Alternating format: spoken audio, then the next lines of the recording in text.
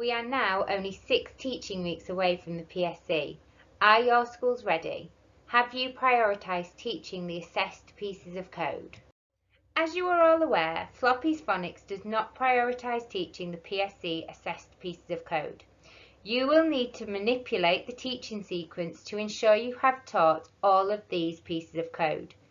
This slide shows you the level 5 pieces of code that have historically been used in the PSE and that you need to prioritise teaching. At this point in time, your children should know at least half of the assessed pieces of code, with the other half to be taught and embedded next half term. We are now only 6 teaching weeks away from the PSE. Are your schools ready? Have you prioritised teaching the assessed pieces of code? These next few slides show you the attainment expectation of where your reception and Year 1 children should be at the end of each half term. Reception should be taught 2 new sounds each week and Year 1 4 new sounds per week. When this structure is followed, this is where your children will be at the end of each of the half terms.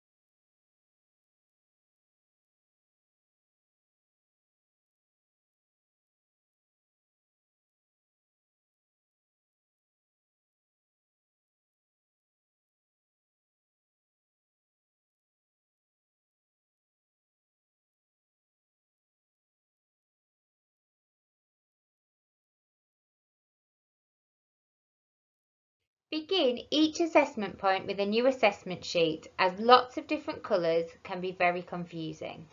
Assess the children at the level that they are currently working on. For example, if a child has only just moved on to level 5, complete both a level 4 assessment and a level 5 to see how many of the level 5 and level 4 sounds each child has retained and if they are able to apply this in their reading. Begin assessing the children by reading the short words first before moving on to the medium and longer words. If a child can read at least 5 of the short words fluently, then move on to reading the medium words. And again, if they can read those fluently, move on to the longer words.